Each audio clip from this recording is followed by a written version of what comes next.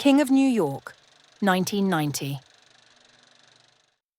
King of New York is a gritty crime drama directed by Abel Ferrara, starring Christopher Walken as Frank White, a ruthless drug lord who is released from prison and sets out to reclaim his empire in New York City.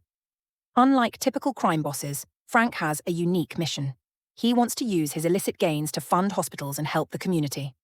However, his brutal methods and violent tactics to eliminate rival gangs quickly draw the attention of both his enemies and the police, leading to a deadly game of cat and mouse.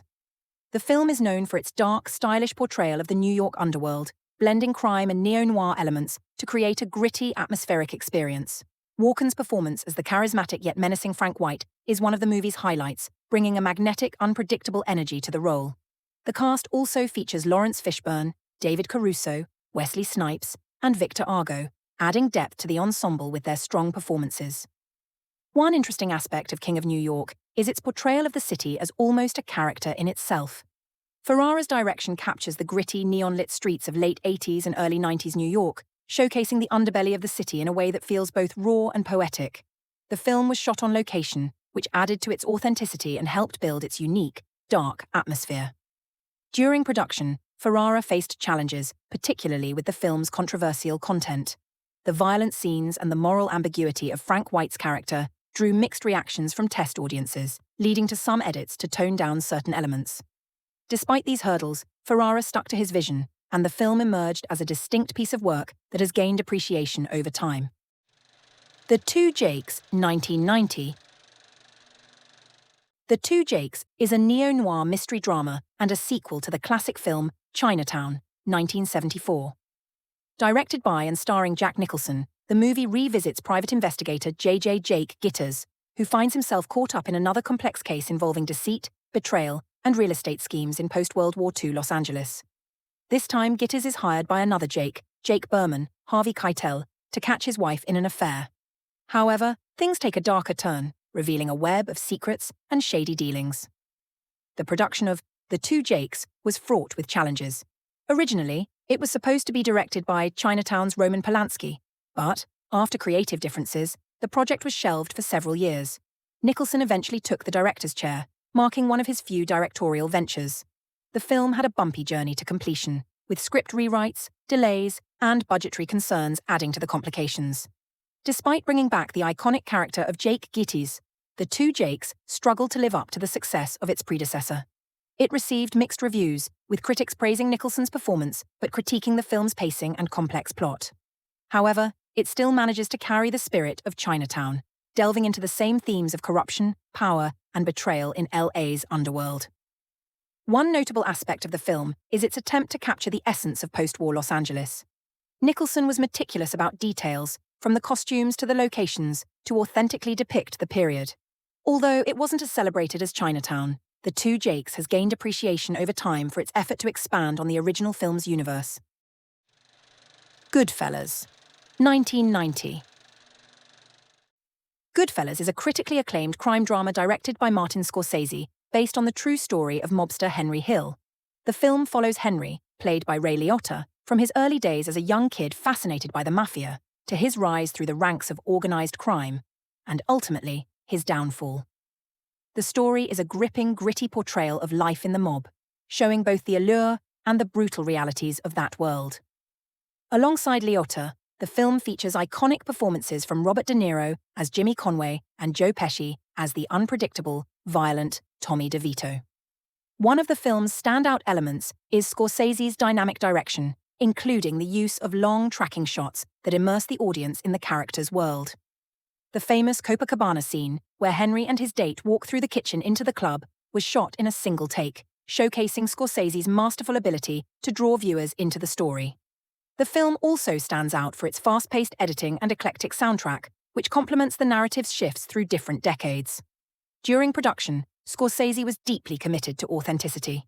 He encouraged the cast to improvise, allowing the dialogue to flow naturally and making the characters feel more genuine. This approach led to memorable improvised lines, including Joe Pesci's "Funny How" scene, which was based on a real-life experience of Pesci's. Pesci's portrayal of Tommy DeVito was so intense and convincing that it earned him an Academy Award for Best Supporting Actor. Goodfellas became a defining moment in gangster cinema, praised for its realistic depiction of mob life. It wasn't just about the violence, it showed the day-to-day operations, the camaraderie, and the betrayals within the mafia. Even though it didn't win the Best Picture Oscar, Goodfellas is considered one of the greatest films of all time, influencing countless movies and TV shows that came after it. The Grifters, 1990. The Grifters is a dark, stylish crime drama directed by Stephen Frears, based on the novel by Jim Thompson.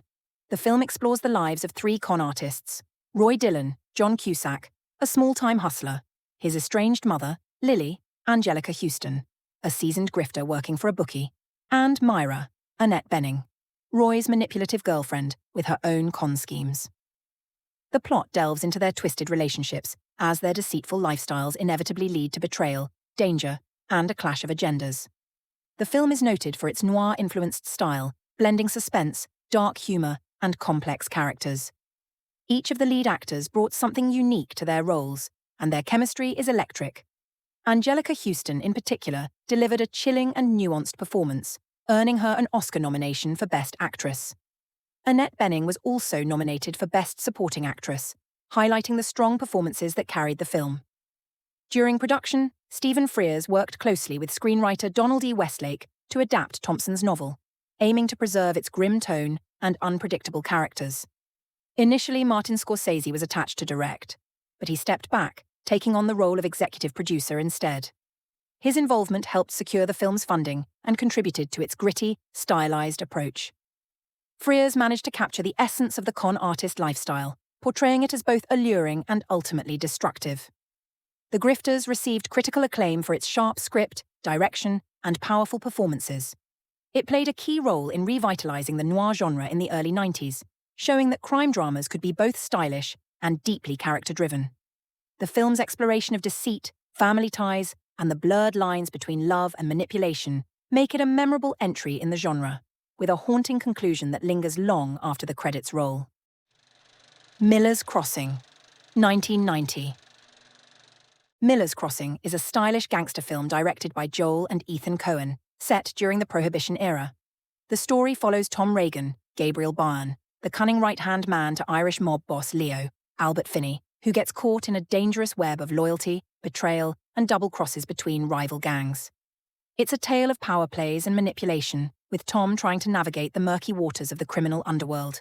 The film is known for its striking cinematography by Barry Sonnenfeld, featuring rich autumnal tones and noir-inspired visuals. Carter Burwell's haunting score enhances the movie's atmosphere, adding to the tension and drama. The Coen brothers initially hit a creative block during the scriptwriting process, leading them to pause and write Barton Fink before returning to complete this film. With a talented supporting cast, including Marcia Gay Harden, John Turturro, and John Polito, Miller's Crossing earned critical acclaim for its clever writing, sharp dialogue, and intricate plot. Although not a huge box office success, it has since been recognized as one of the Coen brothers' most sophisticated works, reflecting their affection for classic noir and gangster cinema. Thelma and Louise, 1991.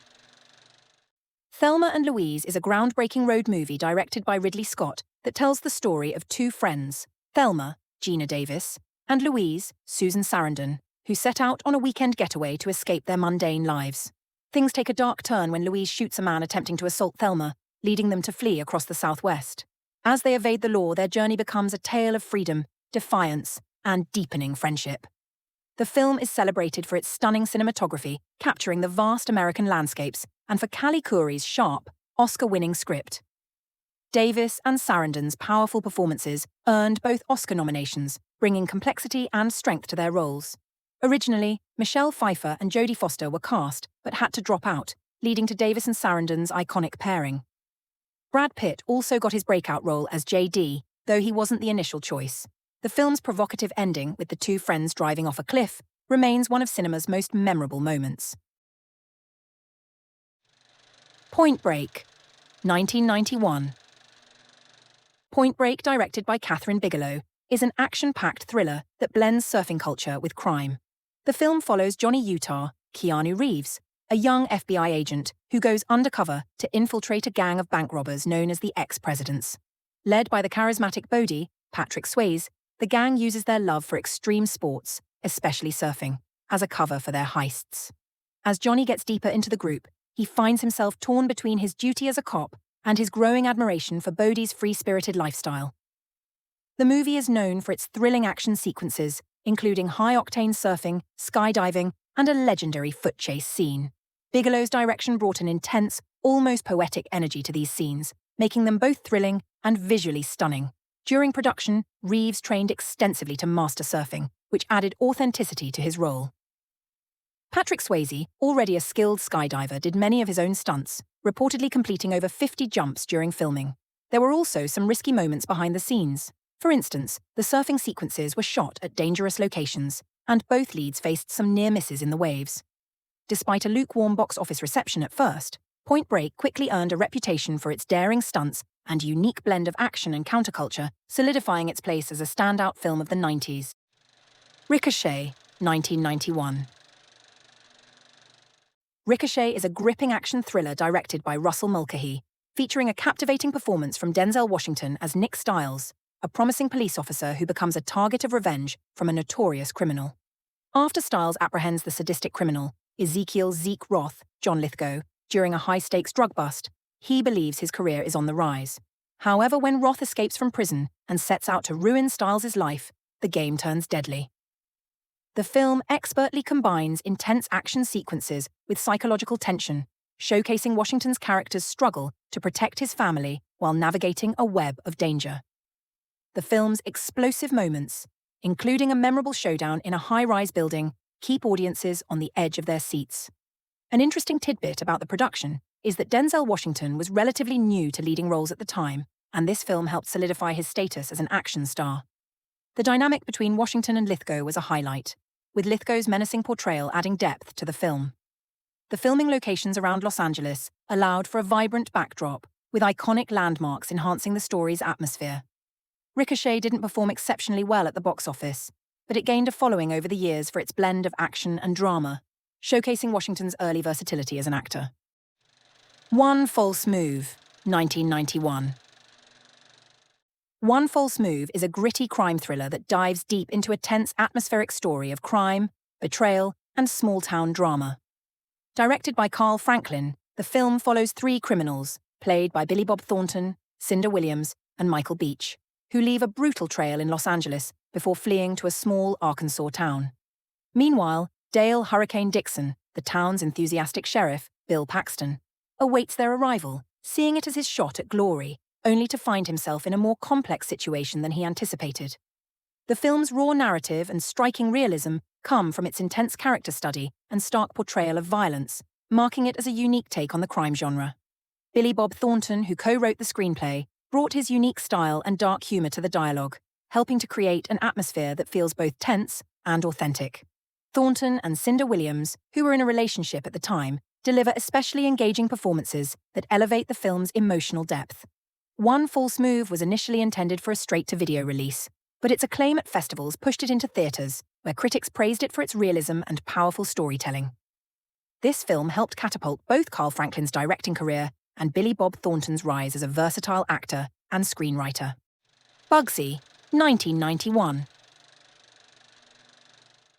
Bugsy is a stylish biographical drama that delves into the life of notorious gangster Benjamin Bugsy Siegel, played by Warren Beatty. Directed by Barry Levinson, the film captures Siegel's ambitious and often chaotic efforts to build a glamorous casino empire in the Nevada desert, which eventually became Las Vegas. Bugsy's intense passion, combined with his volatile nature and vision for turning the dusty desert into a lavish resort destination, forms the heart of this story, drawing audiences into his descent into obsession. Warren Beatty and Annette Bening, who portrays Bugsy's lover Virginia Hill, deliver electric performances that drive the film's emotional core. Their chemistry was so intense on screen that Beatty and Bening began a real-life romance during filming, eventually getting married. This real-life connection adds a layer of authenticity to their portrayals, making Bugsy and Virginia's romance compellingly intense. Shot on location in both Los Angeles and Las Vegas, the film authentically captures the era's glamour and grittiness. Production designer Dennis Gassner's meticulous set designs recreated 1940s Las Vegas and Los Angeles, earning praise for their attention to period detail. The film went on to receive 10 Academy Award nominations, including Best Picture, and although it didn't take home the big win, it's remembered for bringing a dazzling look into one of the most pivotal figures in Vegas history.